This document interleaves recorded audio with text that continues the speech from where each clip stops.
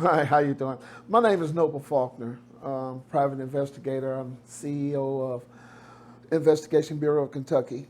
Uh, I've been an investigator for quite a few years. I've worked in a few states as an investigator. Uh, I have been involved in this case quite some time now, and I appreciate, the opportunity for this case. Um, I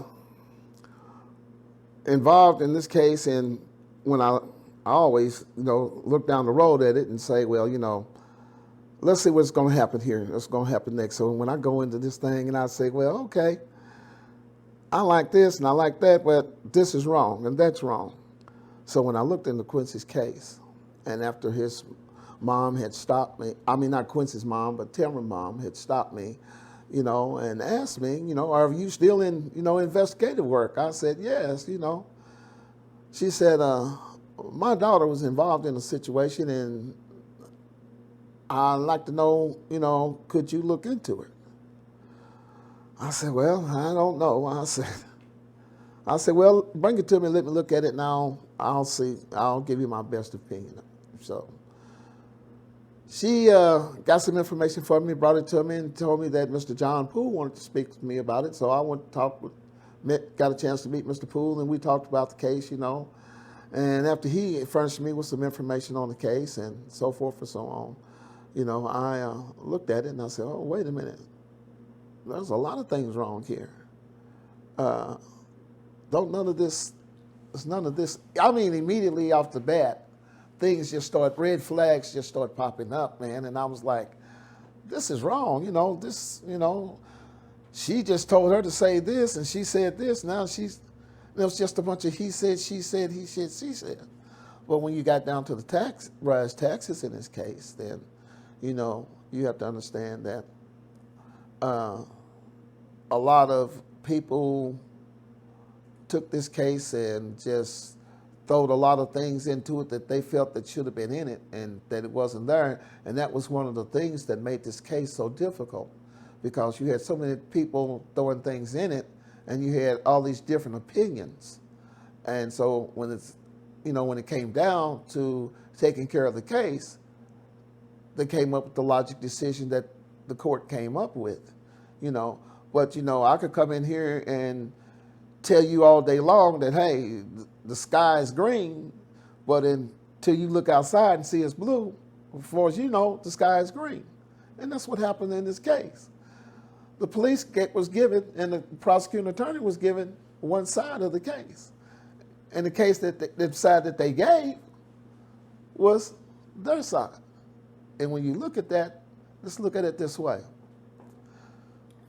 Now, the police all have been indicated in doing some wrong in this case, okay? So why are they investigating?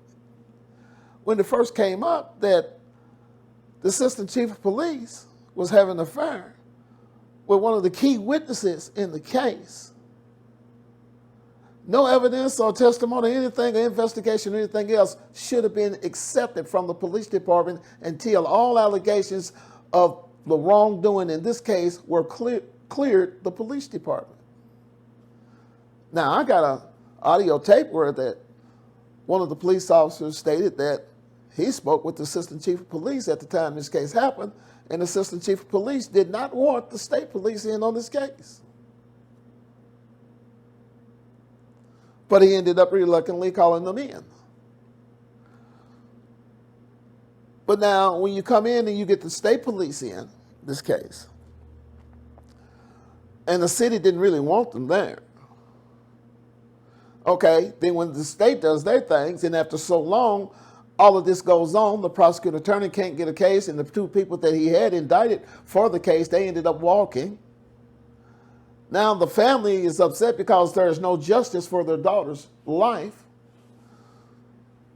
So now the family goes out and seek other help to get justice for their daughter, only to find out another cover-up was created. The untold truth about this case is that officials were doing things that were wrong and they was trying to cover them up. Unfortunately, a young lady got killed. And it's unfortunate that the witnesses in this case lied. And it could be proven in court testimony that they lied. Look at the testimony that they gave, that they went through court.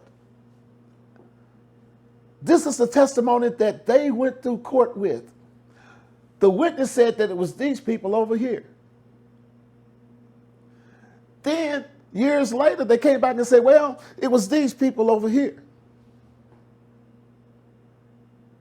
You don't have any evidence to put these people over here entitled to this murder.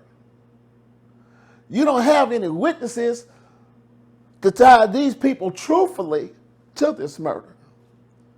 You don't have any DNA to tie any of these people over here to this murder. But let's go over here. What have you got over here? You got witnesses lying. You got cover-ups that's allowed by the police. Oh, you say, well, no, that's not true. Okay, if it's not true, then why did one of the chief witnesses in the case admit to the Kentucky Bureau of Investigations that the assistant chief of police was having a sexual relationship with her and a 14-year-old, and that he knew that she was handling drugs for other people? That's this side over here. You've got liars over here. You've got people over here who's doing things that they shouldn't be doing over here. But in order to get the spotlight from over here, one of the witnesses in the case that has been proven by another witness in the case of Miss Nikki Brown, who stated to the KBI that you, Assistant Chief Ronnie Lear, stopped having sex with her because she caught you having sex with Victoria Caldwell. Now, if it's a lie, it's in the records, and the KPI took the statement. That's on this side over here. So it doesn't take a brain scientist to understand. These people over here on this side was framed. It's just plain and simple. Your witnesses admit it. They lied. Your key witness, Victoria Caldwell, said the reason she did it was because she felt that she can get money if they told a lie and give false evidence in this case. That's the statement she gave. It's in the records.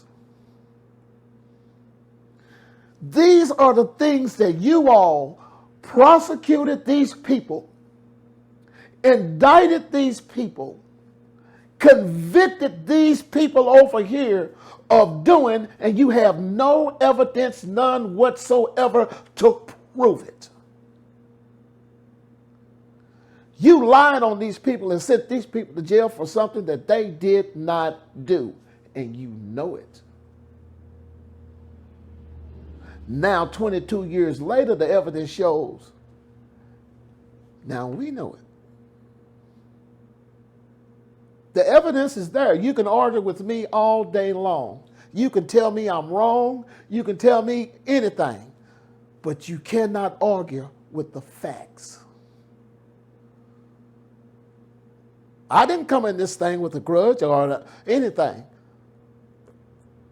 I came in this case and followed the facts that I was given in this case and the facts that I uncovered in this case as I looked into this case. This case that you prosecuted these people with, and let me say this for the record. No, I'm not a lawyer. Never have been a lawyer. But I've been doing this work here for a long time.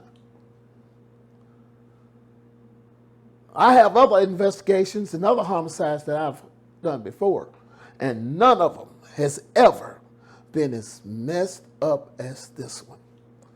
This case right here is an insult and a black eye to the law enforcement community of the Commonwealth of Kentucky.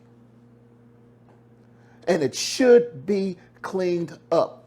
And it's time for everybody in that department of law enforcement to stand up and be held accountable for the positions that they held. You was wrong. Your job was to protect those young ladies, not to go to bed with them, not to give them drugs. Can you talk about the drugs and them, the drugs being given to them, delivered, and so on and so forth, start from the beginning and how it is linked to this case? Well, when you go back to that, you have to understand that when Jessica, Venetia, well, let's go with Venetia. Venetia goes to Jessica's house to get Jessica for a party. They end up going over to Marie Saxon's house. Okay. Now, after I was there for a certain period of time, they decided to go home, this, that, and the other. Didn't come to find out later on that Lolo and Jeremy came over there. Lolo and Jessica got into an argument about the money that was missing with the drugs that was at Jessica's house. Now, this is the testimony that Venetia Stubblefield gives. That they got into it about that. The drugs was there, but the money was gone. Okay? Now, through further investigations, we have an outstanding guy by the name of Mr. John Lawson. He has kept every piece of paperwork that you have in this case. He's got it. Every witness statement, he's got it. He came up with a statement, and it was right before Jeremy Adams took me to the Steve Wilkos show. And he came up with this statement, he gave me this paper, and he said, you need to look over this, and I did. And when I looked over it, I come to find out that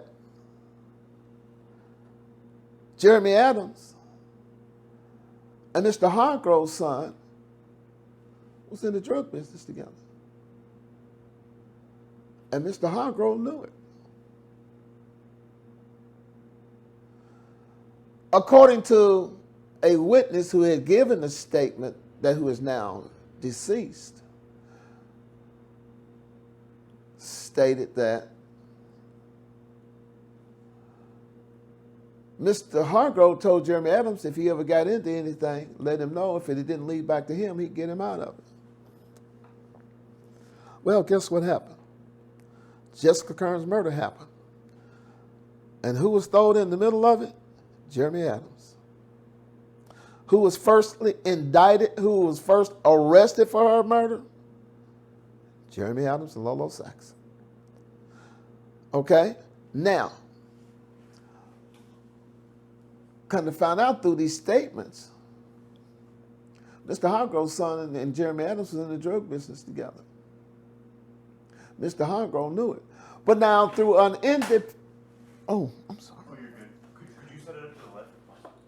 Through an independent gentleman who is now deceased, who did an investigation on his own,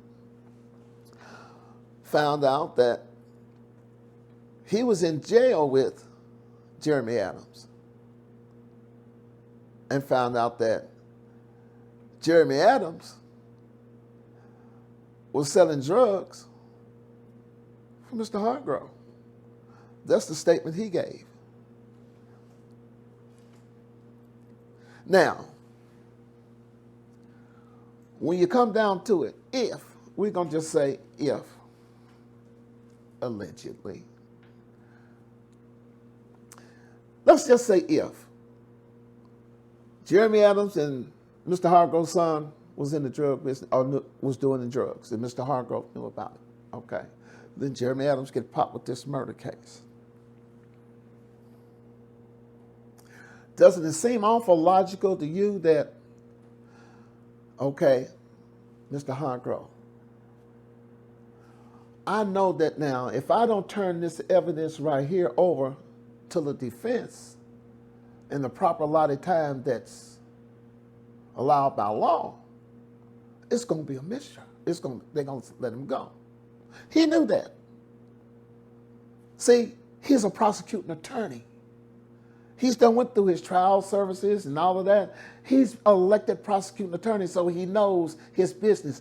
He knew if he didn't take that evidence and give that evidence to the defense in the proper time, and exactly what he thought was going to happen, happened.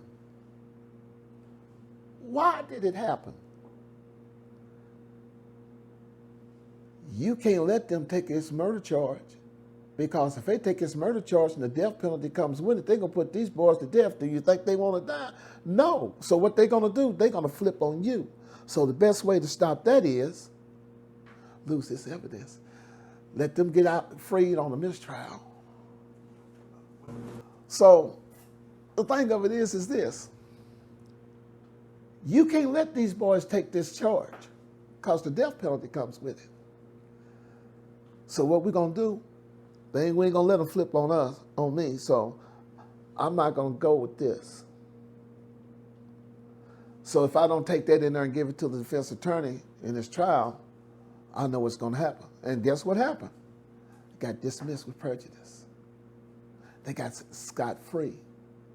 You don't have to worry about them flipping on you because there's evidence that shows that your son and him are in the drug business and you knew about it. Well, guess what? Nikki Brown said that Ronnie Lear was in the drug business too.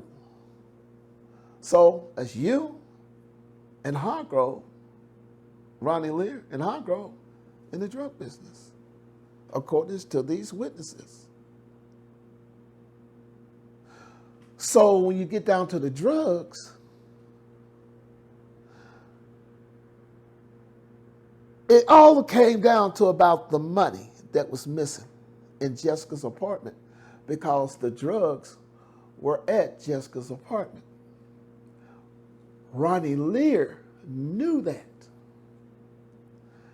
Out of all the apartments in the city, you had to train a drug dog, but you picked that apartment complex and her apartment to train a drug dog.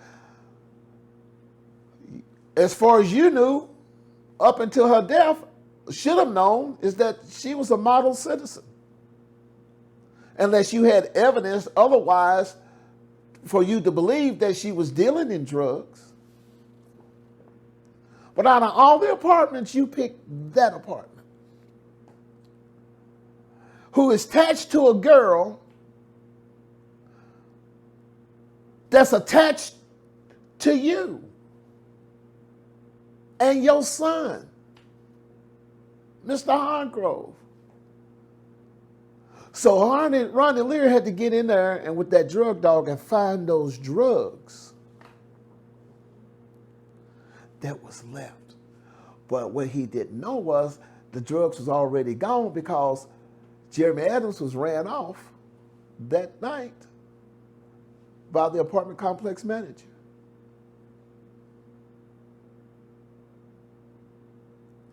Even by the admission of Nikki Brown. Do you honestly think that if Hargrove was in the drug business, that Ronnie Lear didn't know about it? Or vice versa? As far as the evidence goes in this case, I got a statement from the Sergeant of Detectives of the Mayfield Police Department that stated, quote, being that my name is on that door as Sergeant of Detectives, there were other people above me that were doing whatever it was that they wanted to do. There wasn't but two keys to the evidence room. The guy who was signed to the evidence room and Ronnie Lear. Unquote. So when you get down to it, this drug thing, It was all motivated. Jessica Kearns, I think I can feel safe saying this, that Jessica Kearns was sadly killed on a mistake, where they thought that she was hiding something that she wasn't hiding, and then she couldn't come up with the answers. She was accidentally killed. And then what made it even worse, they tried to cover it up. And it's gotten really stinkier since then. But this is the thing. You were having sex with young girls. You were dealing in drugs and giving these girls alcohol. There's a lady who gave me a 45-minute testimony stating that you, a judge, and some other police officers were having sex with her daughter, who just recently died about 2 months ago. I have her statement on tape. As far as Jeremy Adams go,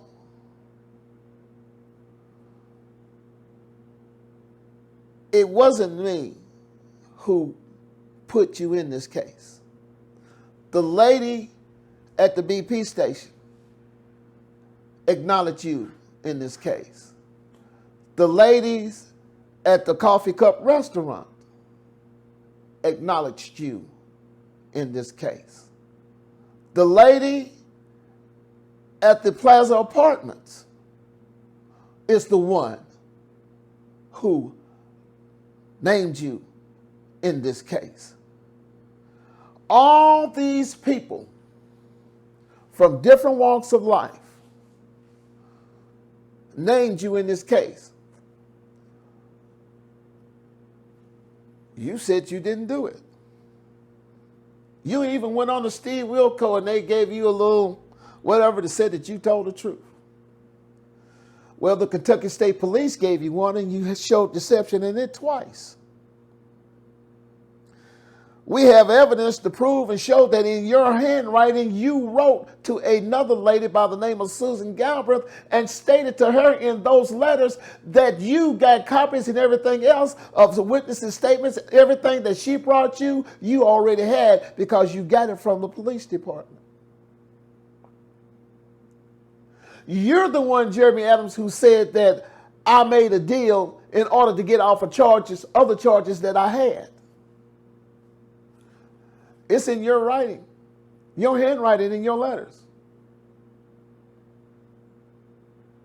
So, and then on top of that, let's go back to the original witness, Victoria Caldwell. She stated on September the 7th of 2000 that Jeremy Adams and Lolo Saxon was plotting to kill Jessica Kearns and Venetia Stubblefield was involved. So you got the cover up from down here, and it brings it all the way up here, but it really, really, really gets real nasty because for the simple thing of this. The man who gave Susan Galbraith the award for solving the case, now we know that Susan Galbraith was a part of the case.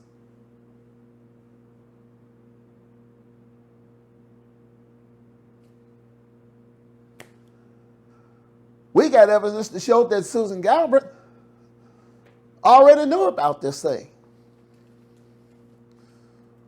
We got testimony from Donna Adams, his boyfriend, where he had talked to Jeremy Adams about this, and Jerry admitted to him that he had did something.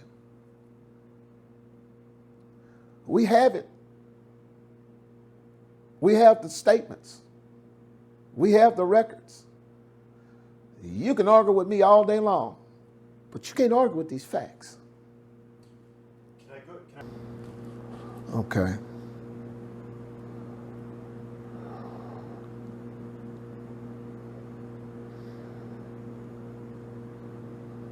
Okay, yeah.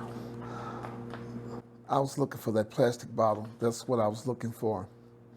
Because, see, when they mentions this plastic bottle, that's when you throw the whole case to the left because it doesn't make sense.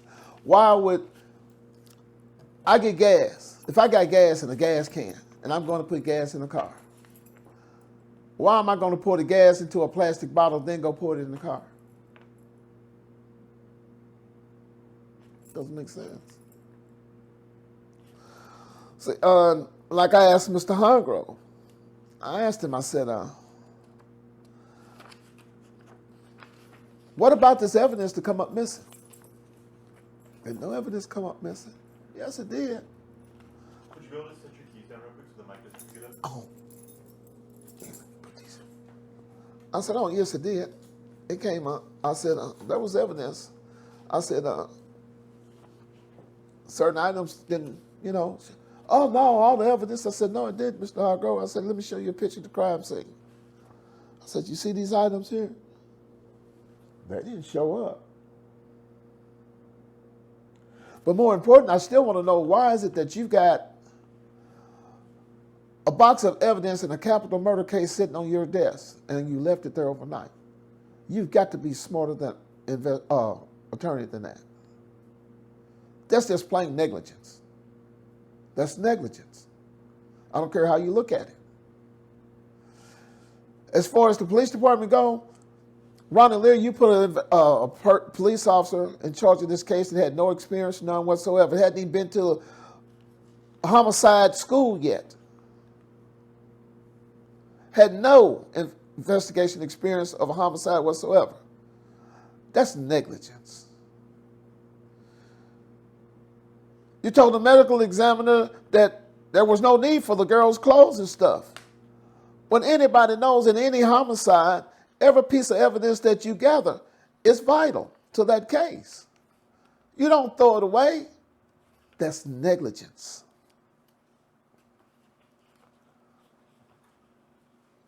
So, when you look at all of this lying, framing people, negligence, you know what? And just like it was said once before, in this case, when we talk about negligence, there was investigations and interviews that should have been done in this case that was never done. How come the KBI, the Mayfield Police Department, the Kentucky State Police Department didn't go out to the coffee cup and talk to those ladies?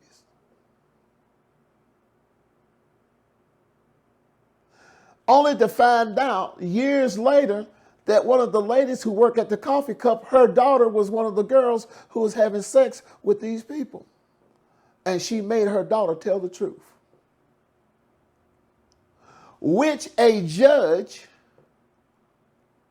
at that time brought this woman up on charges for mental cruelty because she kept her daughter in because she found out that her daughter was going out here doing all these bad things with these police officers and judges and all this. So she made her daughter stay at home and grounded her, and the judge finds out about it, brings the woman up on charges for mental cruelty, emancipate the girl from her parents, and still continued to have a relationship with the girl afterwards.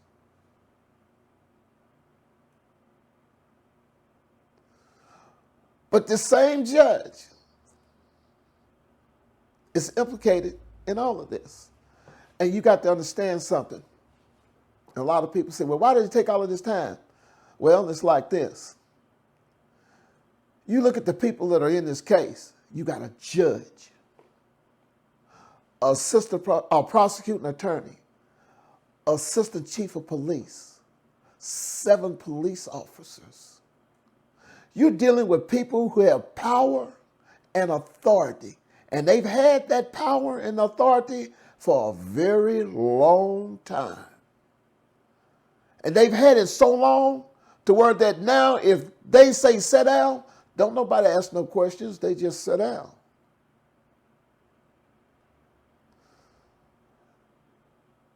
And you know if you don't sit down, there's consequences. This whole case is nothing but a cover-up.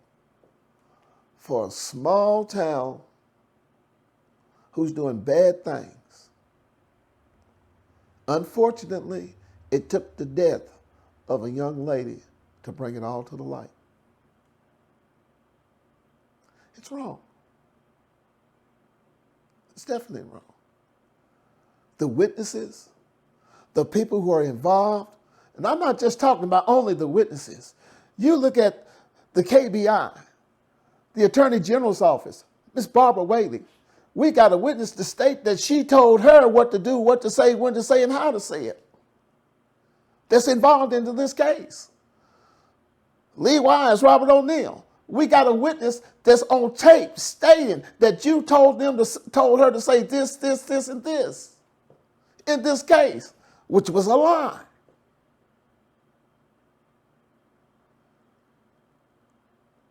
When you come down to the lower level, which we just left, with the judge and the prosecuting attorney and all these other people, it's wrong. I don't care what level it's on, wrong is wrong. And the Kearns lost a member of their family, and they deserve justice. And I don't care who you are. There's nowhere in the Constitution of the United States that says because of your position, you are exempt from the law. The evidence plainly shows, from what we've investigated, from what I've investigated, also Mr. John Poole has investigated, it plainly shows that these people did not, Jeffrey Burton, Tamara Caldwell, and Quincy Cross did not commit this crime. And when you go back and look at it, even on Jeffrey Burton's behalf, he had a witness to name somebody in the case that it was the wrong person. That man is not guilty, and I can understand why he feels the way he is, because there's no evidence to prove that he was even there. Same way with Quincy Cross. How you going to say this man was at a murder killing this girl when you got records to show that he was already locked up in jail and stayed there for 187 consecutive days? It doesn't wash, Tamara, there's no way that Tamara could have been there because of what, we got a witness. One of the witnesses' sisters says that she was at Tamara's house with Tamara because Tamara just had a baby and she had a C-section and she was helping Tamara with her babies because she had surgery, delivering her babies. And that comes from one of the witnesses' sisters, which is Victoria Caldwell's sister, Brandy. So she said there's no way that Tamara could have been there. They didn't do it. They didn't do it. And the facts and the new evidence that we have now proves they didn't do it. I must say that Mr. and Mrs. Kearns, I'm really, really, truly sorry for your loss. I've worked very hard in this case to get to the facts and the truth. I stand by my investigation. I stand by the facts that I collected. But Mr. Kearns and Mrs. Kearns, I'm going to say that God's got you. God's got you.